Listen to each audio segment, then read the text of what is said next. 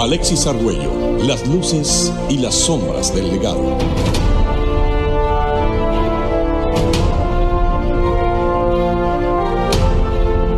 ¿Qué tal, amigos? Bienvenidos a este tercer episodio de Alexis Argüello, las luces y las sombras del legado. Este es el podcast asociado al trabajo especial de ESPN Digital sobre la vida del gran ídolo del boxeo nicaragüense. En este episodio nos vamos a referir a una etapa crucial de su vida: el exilio en Miami, la confiscación de sus bienes, las derrotas ante Pryor, la depresión, las drogas y finalmente su regreso a Nicaragua. Los años 80 en la vida de Argüello representan el declive o la peor fase de esas sombras de su legado. Una etapa que sus historiadores suelen situarla como una consecuencia directa de sus derrotas ante Pryor a comienzos de 1982. No obstante, ese proceso de deterioro emocional empezó mucho antes, a comienzos de 1980, cuando Alexis fue obligado al exilio. Y en esto hay un episodio que necesariamente debe ser asociado con lo que sucedería 20 años más tarde. Nos referimos al año 2000, cuando Alexis se reconcilia con el sandinismo e incursiona bajo su bandera en la política, que lo llevaría a ser el alcalde electo ya en el año 2008, previo a su muerte. Su hija Dora Argüello reconoció que la política fue un error en la vida de su padre. Para ella fue demasiado generoso, demasiado bueno al perdonar lo que a toda la familia le hizo la revolución sandinista al final de 1979. Vamos a escuchar ese pasaje de mi conversación con Dora Argüello. Siempre fue un error para nosotros como familia, para mí como hija, siempre lo catalogué como un error.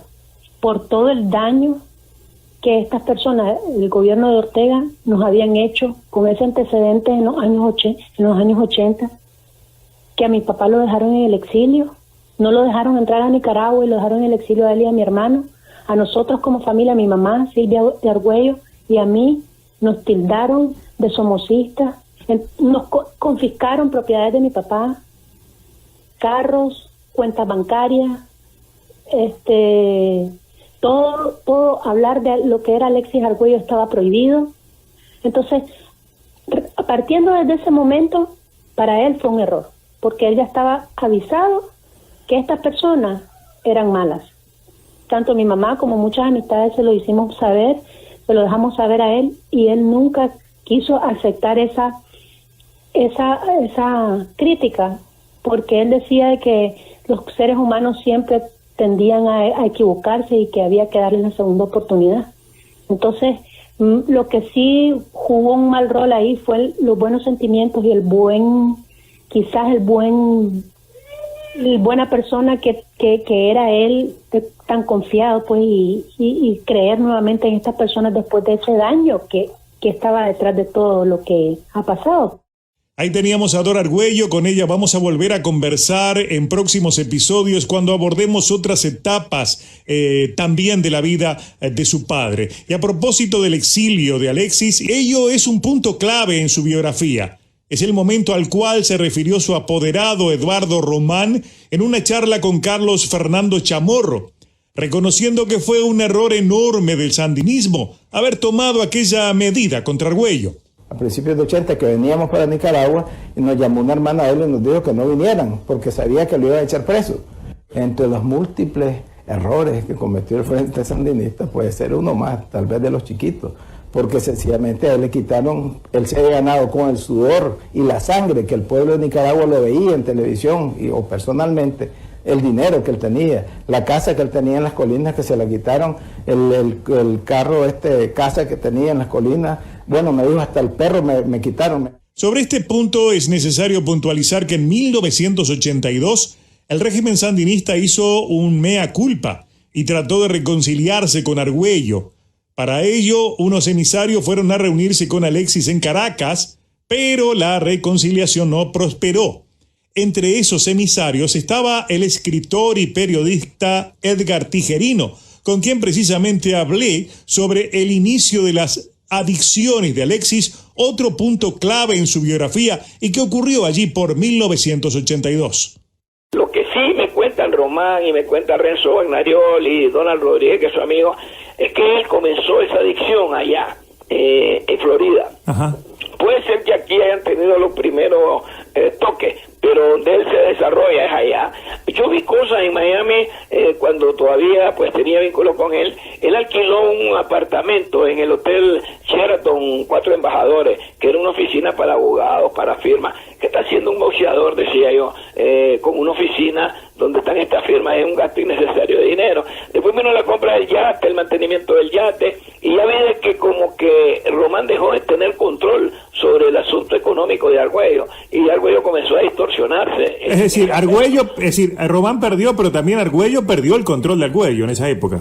Exacto, eso que acabas de decir es la definición perfecta, totalmente. O sea, y eso es lo que yo ya no estaba a la orilla. O sea, porque como periodista yo estuve a la orilla toda la época hasta el momento de la revolución, pero las versiones, lo que se publicaba, los periódicos extranjeros también, los mismos periódicos norteamericanos, ahí salió la historia de que él era un poco propenso al suicidio, que llegó a dormir con un cuchillo una noche. Es escrito por periodistas norteamericanos, y que son versiones de él, y el mismo Román me confirmó de que llegaban momentos en que él estaba perdida totalmente la lucidez. Y si lo ocurrido con la confiscación de los bienes de Alexis fue un primer golpe de knockout, las derrotas ante Pryor fueron el mazazo definitivo, el golpe terrible que derribó su fortaleza emocional. Argüello está en problemas contra las cuerdas. Pryor va por la cuenta tratando de eliminar a Argüello. Argüello está resistiendo. Varios impresionantes golpes contra la cara de Argüello, que está contra las cuerdas. Argüello está lastimado. ¡Se acabó! Aaron Pryor ha retenido su título Junior Welter como campeón. Argüello cae a la lona. ¡Qué victoria para Aaron Pryor! Esa narración fue tomada de un trabajo especial realizado en el año 2008 por la periodista nicaragüense Lucía Piñero Ubau. Y en esa etapa, me refiero al inicio de los 80, hay coincidencia casi absoluta entre todos los que le conocieron para establecer en la misma el inicio de sus peores adicciones. La pelea con Aaron Pryor definió su decisión de abandonar el boxeo y también inició el gran camino del declive para Alexis Argüello. Esto es lo que conversé con Donald Rodríguez sobre esta etapa en la vida del gran ídolo nicaragüense. Bueno, como ustedes saben, Alexis dejó de vivir en Nicaragua por muchos años a consecuencia de que se tuvo que ir exiliado. Creo que se quedó en Miami, sí, se quedó en Miami viviendo. Y siempre nos veíamos cuando yo iba a los Estados Unidos, ¿verdad? Por cierto, me llegaba a traer donde yo le decía que estaba, pues, y andábamos juntos y todo. Él seguía boxeando y yo llegué a ver varias peleas de él, inclusive la de Aaron Pryor, que hubo en Miami, que dejó en el Aaron Bull, creo. Y para mí, él no tenía ese tipo de vicio. La sorpresa mía es cuando él se viene a vivir a Nicaragua, que precisamente se vino a vivir a mi casa. Que yo comencé a notar que en la noche se levantaba, andaba caminando ahí por la casa, y entonces como muy inquieto. Entonces, pero hasta donde yo tengo entendido, según lo que él me contó, una vez que ya hablamos de eso, fue de que él se metió en el caseto de drogas por depresión después de las peleas con Pryor. Eso es lo que él me dijo. O sea que la pelea con Pryor fue un antes y un después en muchos aspectos en su vida, ¿verdad? Sí, claro, yo creo de que siempre hay consecuencias en la vida que a uno lo pueden poner o alegre o triste, pues. Cuando él pierde con Pryor, para mí es una de las decepciones o depresiones más grandes que él siente cuando se trata de hablar de boxeo, pues, porque fue bastante fuerte de la manera que lo golpeó Pryor, sobre todo la segunda vez. Y lo extraño de la pelea de Pryor es que él le pegó golpes tan fuertes, pero tan fuertes que era para noquear a cualquiera, pero Pryor no tenía que reír. Yo vi varios golpes, todavía lo vemos en los reprises de la televisión, cuando le volteaba la cara de un golpe a Pryor, y Pryor se enderezaba y se ponía a reír. Esa nada, pues. Ustedes saben que hubo un problema ahí con una de las botellas y nunca se supo más. Pues, nunca se supo. ¿Cuál es su versión de eso? ¿Cuál es su versión de eso, Donald? Bueno, yo precisamente estuve en la pelea de Loran Bull y yo creo que sí hubo algo porque era después de tener un round donde Alexis anda bien mal precisamente a Pryor, viene él y sale como que él era el que había puesto mal a Alexis, sale como a noquearlo, pues, cosa más rara, y se oye en los videos y se escucha de que cuando la esquina de él le dice a su ayudante que le pase la botellita que él preparó, entonces es como creíble de que algo hubo ahí. Realmente la pelea con Pryor marca un antes y un después. Ustedes lo escuchaban en mi conversación con Donald, y él se refería a lo que sucedió sobre el final de la pelea, el famoso episodio de la botellita, y son asaltos cruciales que tuvo esa pelea. Argüello desplegó una ofensiva que ningún otro boxeador, excepto Pryor, podría resistir, pero fue inútil. Todos los golpes que le aplicaba Alexis terminaban en nada. Pryor parecía una especie de fantasía a la cual no podía llegarle nada de lo que le lanzaba el nicaragüense, por más que utilizó todas sus mejores herramientas. En el asalto 13, cuando parece que Pryor va a caer, entre el 13 y el 14, hay una mezcla preparada aparentemente por Panamá Lewis, que era su entrenador, una especie de cóctel que estaba en una botellita. Esa botellita él la pidió, inclusive aclaró que tenía que ser esa, y le dieron a tomar a Pryor. Cuando Pryor vuelve a pelear, lo hace de una forma devastadora. Allí termina con Alexis, lo noquea, y quedó para la historia esa pregunta: ¿habría algo en esa botella? Como ustedes escucharon a Donald Rodríguez, posiblemente sí lo había. Pero esa pelea fue fatal desde todo punto de vista. Me refiero a la pelea con Aaron Pryor, no solo por la derrota, sino por lo que representó desde lo emocional. Y la pregunta es, ¿faltó contención? ¿Faltó apoyo psicológico? ¿Cómo reacciona la mente del atleta exitoso cuando llega el momento de la derrota tan dolorosa como lo fue esta ante Pryor? Esto lo hablé con el psicólogo deportivo Juan Vita, que viene desarrollando un exitoso trabajo psicológico con el plantel del Club Banfield de Argentina. Vamos a ver qué fue lo que me dijo. Mi pregunta, Juan, es, cuando la depresión llega al final de la carrera, ¿cómo se puede atacar ese peligro frente a esa posibilidad? ¿Es necesario tomarlo en cuenta en el transcurso de toda la vida útil del deportista? ¿O es necesario también estar pendiente para hacerlo en ese momento específico, para evitar, por ejemplo, una decepción después de una derrota, genera una depresión que a la larga se traduzca en un suicidio, yéndonos al extremo? No es casualidad que en el caso de Alexis haya aparecido la gravedad de la depresión al final de su carrera. El retiro del deportista de élite, tiene que venir acompañado de un trabajo psicológico preventivo. ¿Por qué? Porque muchos deportistas que están por retirarse o que se retiran, luego de ese retiro, como no se prepararon para volver a ser una persona normal, común y corriente, no famosa, sienten la desolación y el abandono total de los llamados por teléfono que ya no llaman, de los amigos que ya no están, de la gente que antes estaba todo el día y ahora ya no. Entonces hay una sensación de desolación y de soledad que hace que esta depresión se profundice. Les voy a dar un ejemplo. Martín Palermo, jugador de fútbol de Boca Juniors y de la selección argentina en el Mundial 2010, trabajó durante 3 años su retiro. ¿Cómo retirarse y cómo hacer para que después de retirarse no le afecte psicológicamente? ¿Por qué? Porque en general, después del retiro, hay una crisis vocacional.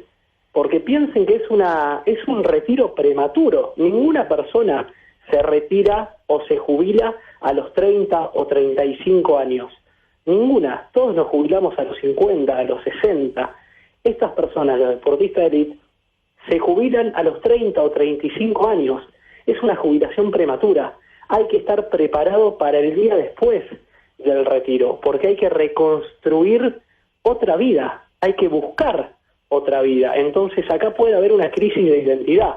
Y si se genera esta crisis de identidad, de no saber quién soy, porque ya no soy más boxeador, puede aparecer una depresión y, por supuesto, puede terminar en un suicidio. Y necesariamente las causas de la depresión nacen de la falta de contención por un lado y por el otro de las influencias, que es lo más peligroso cuando están en esa etapa de mayor volumen de producción, cuando llegan a campeones, cuando tienen que mantener un título. En fin, en esa etapa, ¿cuál es, digamos, el mayor peligro que puede generar las depresiones, incluyendo obviamente el ganar o perder? En la etapa del éxito deportivo, lo más peligroso son los amigos del campeón, que son aquellos amigos que están solamente cuando a la persona le va bien, ¿sí? ¿Por qué? Porque estos amigos no solamente no son sus amigos y se quieren aprovechar del éxito o de la fama o del dinero del deportista, sino que son los mismos que cuando esta persona está mal, abandona el deporte o pierde una pelea, dejan de llamar, dejan de apoyar, dejan de contener. Entonces el trabajo psicológico en ese punto consiste en armar una red sana de contención. Yendo a otro deporte, fíjense la red de contención que tiene Lionel Messi, con sus padres en Barcelona, con su familia, con su novia, que ahora es su esposa, con sus hijos. Tiene una red de contención sana, es decir, que está rodeado por gente sana a su alrededor. Ahora, si a un deportista, a un boxeador o el que fuera, nosotros en el éxito lo rodeamos de mala gente, de amigos del campeón, seguramente esa persona esté en estado de riesgo psicológico. Sobre este último punto que hablaba con Juan Vita, encontré un mismo enfoque en el hermano de Alexis Argüello, Guillermo Argüello, el que habló del entorno de Alexis durante su vida en Miami y las adicciones que nacieron en esa época y el regreso a Nicaragua a comienzo de los años 90. Bueno, yo creo que usted no solamente ha conocido a Alexis Argüello, usted debe haber conocido muchos famosos y muchas personas adineradas, y usted debe saber cómo se le acercan los amigos, ¿no? Siempre a una persona famosa y con esto se llegan cantidades de amigos que se hacen amigos, personas que llegan con buenas intenciones y con malas intenciones. Y Alexis tuvo muchos amigos. Cuando él se fue a vivir a Miami, que se fue al exilio, después aquí hubo una guerra en Nicaragua y eso, ustedes están enterados. Entonces él tuvo muchas amistades allá y algunas amistades no le hicieron bien, lo llevaron por malos caminos. Desgraciadamente, él tuvo una etapa cuando él ya dejó de boxear, que él cayó como en una depresión, él cayó en algo como que no haya que hacer, como aburrimiento, y me entiende, vamos a mí, vámonos para acá, que vamos aquí, vamos a una parranda. Entonces ahí fue donde él empezó ya a cambiar su vida, toda la vida modelo que él tuvo, porque durante el boxeo es algo que yo se lo digo a todo el mundo y a muchos muchachos aquí que quieren ser campeones, que me dicen a mí, pero tu hermano anduvo también en malos pasos, él anduvo en malos pasos, digo, pero no cuando él boxeaba. Cuando durante él fue campeón, él siempre fue un ejemplo para todos los muchachos. Ya cuando él empezó a buscar las cosas malas de la vida, le digo, es cuando él ya no boxeaba, él se había retirado del boxeo. Así que no me le digan a mí que cuando él fue boxeador andaba en cosas malas. O sea, son cosas de la vida. Hay amigos buenos, él tuvo muchos amigos buenos, tenemos hay un amigo, Douglas Rodríguez, que fue muy buen amigo él desde niño. Esa depresión, ¿cómo usted vio que la combatía? ¿Realmente él la combatió con herramientas adecuadas o ahí también hubo otras influencias que la incrementaron o la disminuyeron? Después de las 2 derrotas con Pryor, ya él ya no quería pelear, ya la motivación, ya creo que él tenía cuando él estaba en el otro lado, cuando él era el ganador. O sea, aquella misión, aquella cosa, aquella alegría, ya después se volvió muy triste, muy taciturno, porque yo le veía, vivíamos en Miami, yo vivía en Miami también y yo iba a visitarlo y lo encontraba a veces allá en su cama, en su oficina, todo triste, a veces no quería hablar por teléfono, no quería contestar llamadas, o sea, se volvió muy introvertido, muy dentro de él, y yo le preguntaba, vamos a dar una vuelta, salgamos, vamos a caminar, no, me estoy aburrido, ¿qué voy a hacer a la calle? Entonces ya eso se volvió, ¿cómo le diré? algo en él que había perdido ya aquello que lo motivaba, entonces él ya no quería seguir peleando, ya no quería salir a la calle, se volvió ya algo muy muy pesado para él. ¿Mejoró en algo cuando regresó en el 91 a Nicaragua? Yo creo que sí. Yo no estaba aquí, yo me quedé en Estados Unidos, yo venía allá de vez en cuando a verle, platicaba con él, pero sí lo encontré muy motivado. Él al principio, cuando él se vino de allá, él se vino muy mal. En el próximo episodio de Alexis Argüello, Las luces y las sombras del legado, hablaremos del regreso de Alexis a Nicaragua y el comienzo de una nueva vida donde la lucha contra sus adicciones estaría en el centro de la escena. Una etapa donde trató de regresar al boxeo, un momento de su legado importante porque Alexis empezó a influenciar a nuevos boxeadores. Tal vez en ese momento empezó a nacer una generación exitosa de pugilistas nicaragüenses y en esencia es la etapa donde nace su vínculo con el sandinismo, el amanecer de su protagonismo político y la piedra fundamental en el desenlace de su tragedia humana. Porque de eso se construyó la zona oscura en la epopeya del flaco explosivo, de una tragedia que se fue cocinando a fuego lento. De ella quedaron mensajes y también quedaron enseñanzas que seguiremos mostrando a través de esta serie de Alexis Argüello, Las luces y las sombras del legado.